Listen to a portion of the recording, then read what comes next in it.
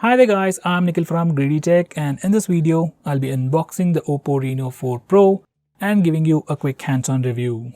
So guys, here's the box. Now, as usual, before we get started, here's the basic information. This phone is available only in one variant. It's priced at 35,000 rupees and comes with 8GB of RAM and 128GB of storage. It's available in two colors, Silky White and Starry Night, and we have the Starry Night color. Now coming back to the phone, this phone is really packed with a lot of cool features. It's not great in terms of performance, but it offers a lot of other stuff which are flagship grade. Whether it's a 90Hz display or a display with curved sides, which Oppo likes to call 3D borderless sense screen, or a 65-watt SuperVOOC charger inside the box, that's all nuts. Like, really great stuff for a phone at 35,000 rupees. Like, flagship grade stuff. So without any further delays, let's get on with the unboxing. It has a pretty unique packaging, coloring as well. So on the front, it simply says Oppo Reno 4 Pro. On the top right corner, we have the storage information, 8GB plus 120GB. On the left side, we have some branding, right side as well. On the back side, simple stuff like I'm your numbers. And this has a different packaging. And inside, we get a completely white box. Box packaging looks pretty clean.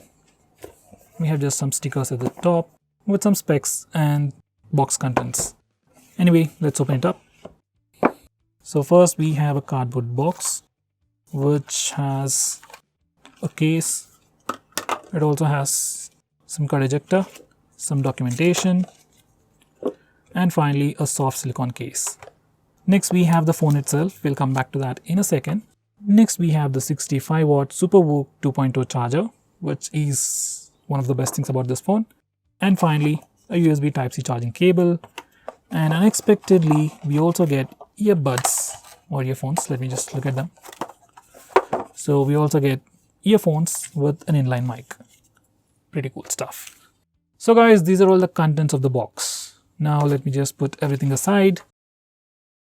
Now let's come back to the phone. Now here's the phone. It comes in this plastic wrapping, and on the front we have some of the highlighting features, which starts off with a 90Hz borderless sense screen, 65-watt SuperVOOC 2.0 charger, AI color portrait, which I'll talk about later, slow motion that supports 960 FPS, and finally processor that's the Snapdragon 720G.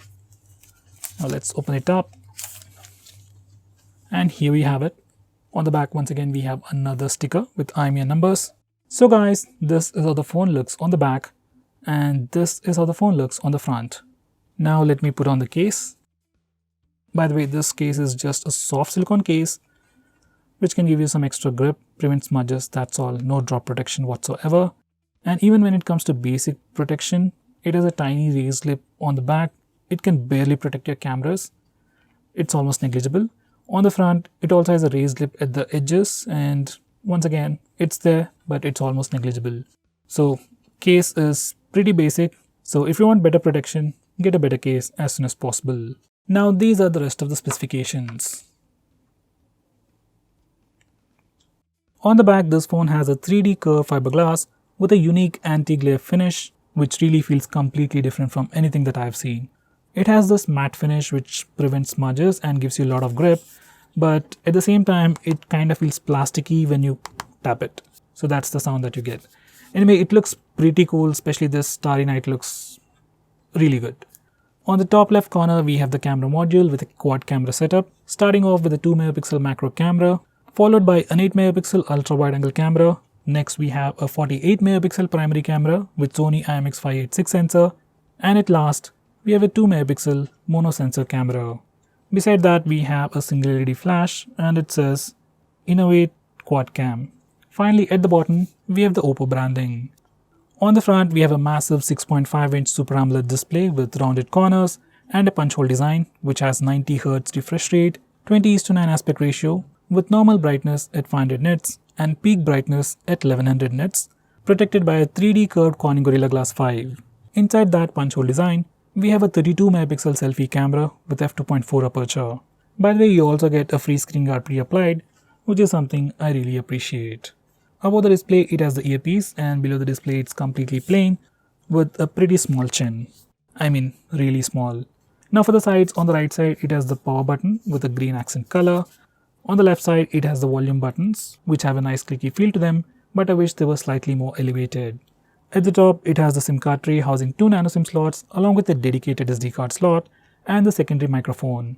At the bottom it has the audio jack followed by the primary microphone, USB Type-C charging port and the speaker grill. Now this phone has a thickness of 7.7 mm and weighs just 164 grams.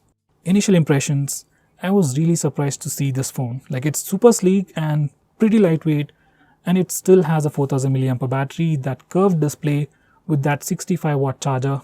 Like, pretty cool stuff. Did I mention that in-display super fast fingerprint scanner? Well, it really has a lot of things a flagship does. So definitely a pretty cool phone. Now back to unboxing.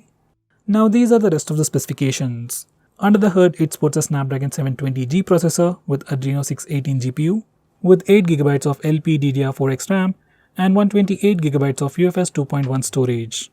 Right out of the box, it will be running ColorOS 7.2 based on Android 10, and powering this device is a 4000 mAh battery, and also comes with a 65-watt SuperVOOC 2.0 charger inside the box. You can get your phone fully charged in less than 36 minutes, 27% of charge in just 5 minutes, and almost 50% of charge in just 10 minutes. These are all the stats from Oppo itself, and real-time usage will probably be better considering it's a 65-watt charger. Anyway, we'll talk about that in the complete review. So guys, those are all the complete specifications. Now let me turn on the phone and set it up and come back to you in a second. Now let's check out the camera interface. So guys, this is how the camera interface looks like, and we are using the primary 48 megapixel camera right now. And over here we have toggles to switch between the camera, and on the left side we have the wide angle camera. On the right side we also have 5x zoom and 2x zoom, which are just digital zoom. It's just like zooming in and taking a picture. So I would recommend you to take pictures only in 1x zoom, and if you really want it, you can always crop it.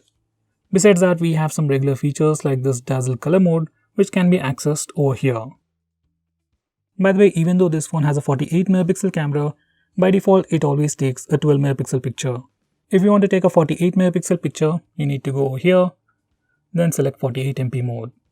And once you do that, you can take a 48 megapixel picture, which is usually much larger in size and has a lot more details. Now on the right side, we have the regular portrait mode, but with some extra features. Just like on other Oppo phones, we can change the amount of background blur effect you want before taking a picture using this slider over here. And besides that, we also have 2 new features. And one among them is AI color portrait, which keeps the subject in color and rest of the stuff are in black and white. Here's a quick preview of that. So once again, here's a portrait selfie, and this is AI color mode. As you can see, I am in color and the rest of the stuff are in black and white. So it works the same for both the front and rear cameras. Next, we also have a new feature called Night Flare Portrait, which simply enhances the portrait shots at night. If you want to take a regular portrait shot, we have it over here. Now on the left side, we have the regular video recording mode. We can record video with the primary camera and even with the wide angle camera. We can also record video with a background blur effect using this feature. Once again, you can change the amount of background blur effect you want using this slider over here. Next, we have ultra steady mode, which super stabilizes footage, and you can enable it from here. We also have something called ultra steady pro mode, and you can access it from here. I'll show you sample shots for all of that later. So these are all the camera related features specifically for video recording. On the left side, we have the night mode for the rear cameras. We can use the night mode for both the primary camera and even for the wide angle camera. Now finally, if you go to the more section, these are some extra features available on this phone. And surprisingly, this phone also supports slow motion at 960Hz. And we can change the FPS from here. So it supports 120 FPS, 240 and 480 FPS as well. Now this is the interface for the front facing camera. It looks pretty similar to other Oppo phones. On the right side, we have the regular portrait mode, and you can also change the amount of background blur effect you want while taking portrait selfies.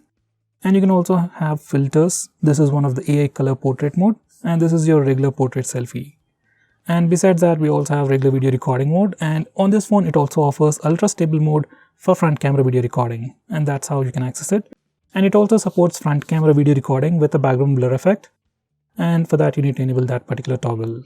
Now besides that, we also have a dedicated night mode for taking selfies, which is supposed to give you better selfies in low lighting conditions.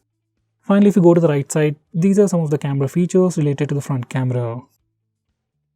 So guys, that's the camera interface and all the camera related features. Now these are some sample shots.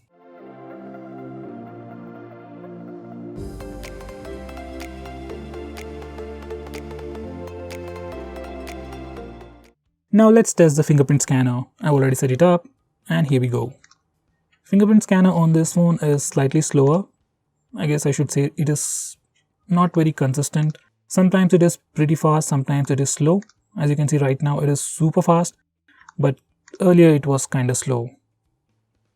Maybe I have to register the same finger twice for it to work even faster. Anyway, fingerprint scanner works, it's pretty fast. Occasionally it is slightly slower. Overall, it's pretty good.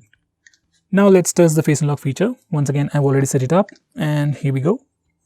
It is super fast. It's definitely faster than the fingerprint scanner. Now let's test it in low lighting conditions. And once again, even in low lighting conditions, it is pretty fast. Almost instantaneous. So guys, that was the face unlock feature. Now let's test the speaker loudness. You made a mistake, underestimating what you've taken on. Time is barely on our side. I don't wanna waste what's left. The storms we chase are leading us.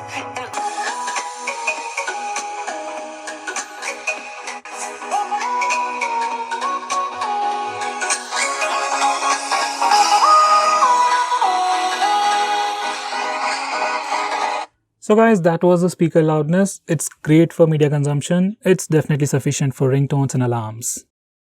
Now let's look at some of the unique features offered by this phone. This phone has a 90Hz refresh rate display and by default refresh rate is set to auto and you can tweak those settings from display settings.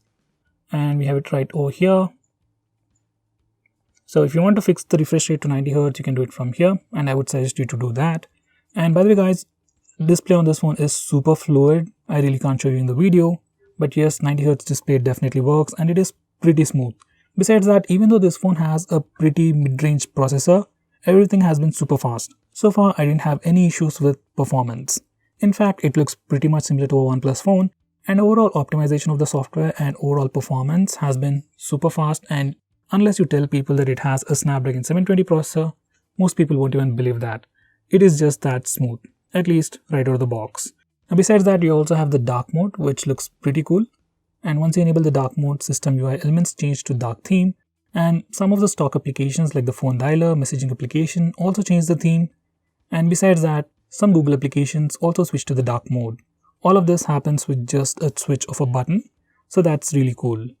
And this phone also has this curved display, which gives us an additional feature called edge lighting. And here's a quick preview. Every time you get a notification, display lights up on the corners like this. Besides that, we also have the always on display and here's a quick preview of that. I've already enabled it and this is how it looks. And this phone is also loaded with a lot of cool features and gestures. I'll be talking more about them in my best features and tips and tricks video. You can check them out. Now before I conclude, these are the benchmark scores.